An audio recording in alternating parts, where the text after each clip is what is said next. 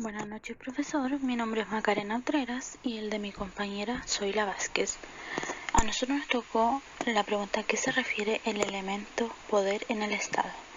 A continuación pasaremos a explicar.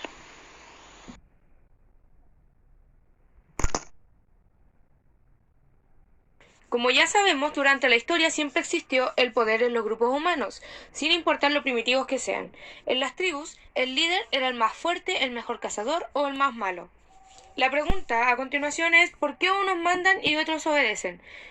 Por cómo lo entendemos, es simplemente para evitar el caos en el grupo. Al transcurrir la historia, vemos cómo evolucionan los líderes de los grupos, teniendo primero a los líderes militares, seguidos de los líderes políticos militares y finalmente los líderes civiles en democracia. Es por eso que el tema a tratar a continuación en nuestra presentación es a qué se refiere el elemento poder en el Estado. Como ya sabemos, durante la historia siempre existió partiendo por definir conceptos importantes como por ejemplo poder. Este se entiende como la relación entre dos o más personas en la que uno impone su voluntad y el otro obedece. En esta, el que impone su voluntad dispone de medios económicos e ideológicos y otros, ya que en toda unidad afines en las personas organizadas necesita la dirección de una voluntad.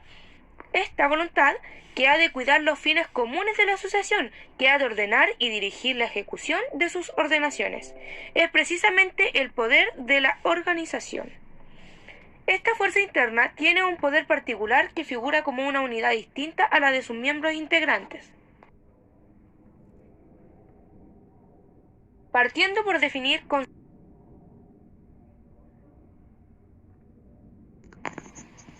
Definición de poder político.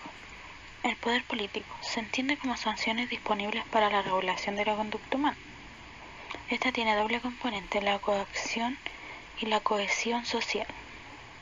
Contiene coacción física y instrumentos administrativos del Estado, como policías, prisiones, etc. Y su eficacia basta con su existencia para que la mayoría de las personas lo respeten. El Estado es el instrumento al servicio de quienes han hecho con su control el papel racionalizador. El poder mantiene siempre ambas caras. También lo podemos entender como la capacidad de interponer obediencia y la capacidad de dar soluciones a los problemas de la población.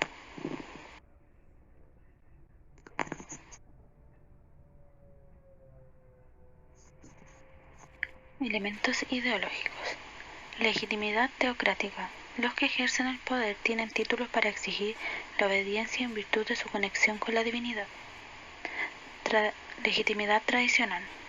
Reposa en la creencia cotidiana de las tradiciones y en la legitimidad de lo señalado. En ella puede ejercer la autoridad. Legitimidad carismática. Se trata de una legislación a plazo. El tiempo, con un proceso de rutina, hará que se acabe siendo de carácter tradicional o teocrático. Legitimidad racional. Creencia en la legalidad y en los derechos de mando de los que ejercen la autoridad.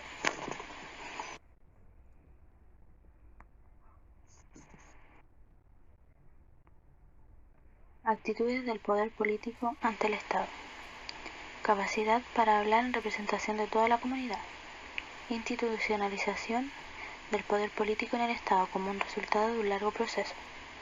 Aceptación del poder político y su institucionalización en el Estado crea conflictos en la historia del pensamiento histórico.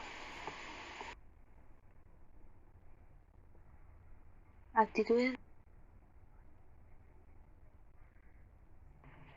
teorías sobre el origen del poder. Algunos juristas dieron sus definiciones propias en cuanto a su pensamiento sobre el poder.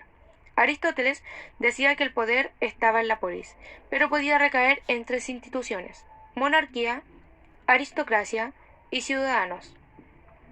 Por su parte, San Agustín y Santo Tomás decían que todo el poder viene de Dios. No solo Dios es el creador, sino que también es quien ordena todo y lo hace a través de la ley eterna, y que el hombre participa en ella a través de la ley natural.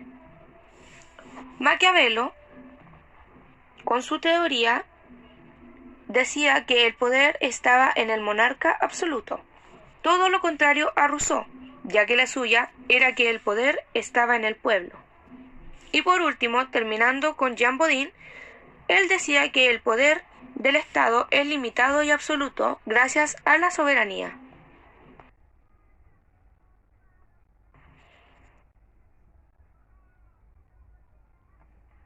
Definición de Estado. Según Weber, lo define como el monopolio de la coacción física legítima.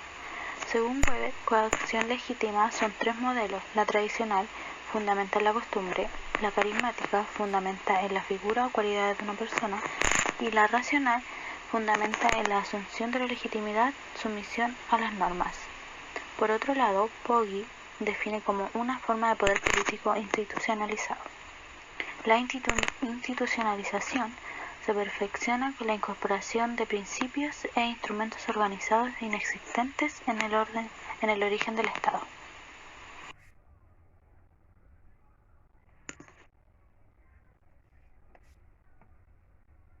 A continuación, veremos la división de poderes del Estado. Uno de los pilares fundamentales del Estado de Derecho es la división del poder estatal.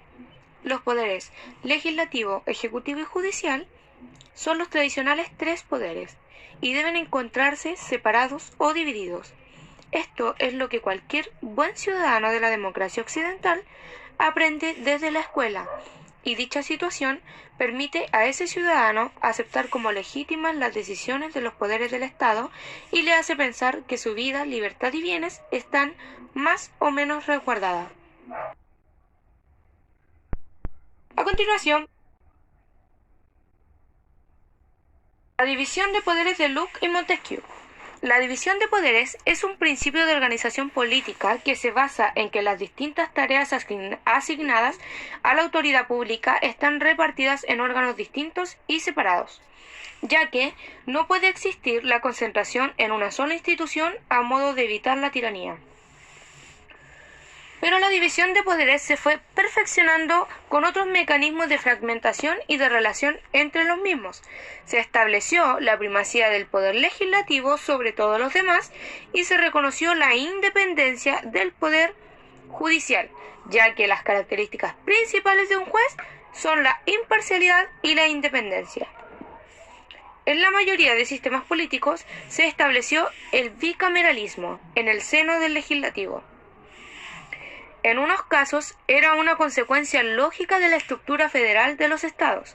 La representación política ciudadana general debía compensarse con la representación paritaria de los estados que formaban la federación. La división de poderes de Locke.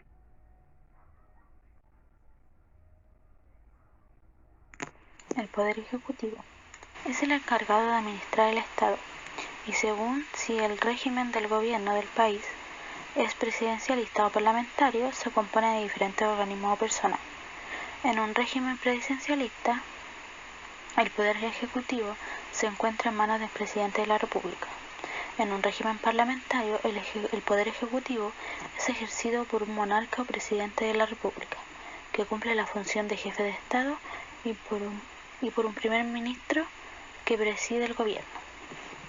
En Chile, para ser elegido presidente de la República requiere haber nacido en el territorio nacional, tener 40 años de edad cumplido y poseer condiciones de ciudadano con derecho a sufragio. El Poder Legislativo es el encargado de la elaboración de las leyes que rigen la nación. Actúa a través del Parlamento o Congreso Nacional, que en Chile se encuentra compuesto por dos cámaras, la Cámara de Diputados y el Senado. En nuestro país, los miembros tanto de la Cámara de Diputados como el del Senado son elegidos a través de elecciones por los ciudadanos, que tienen derecho a voto. El Poder Legislativo está en manos del Congreso. Poder Legislativo. Como ya lo dije anteriormente, el Poder Judicial está dotado de autonomía e independencia. Tiene como misión esencial administrar justicia, establecer lo que es justo para cada caso en particular que le toca conocer y fallar. dentro del ámbito de su competencia y de acuerdo a los preceptos legales vigentes. El máximo tribunal en nuestro país, que representa al Poder Judicial, es la Corte Suprema.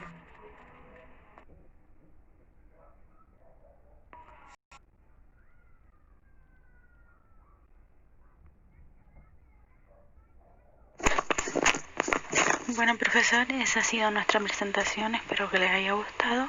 Que tengan muy buenas noches. Muchas gracias. Bueno, profesor.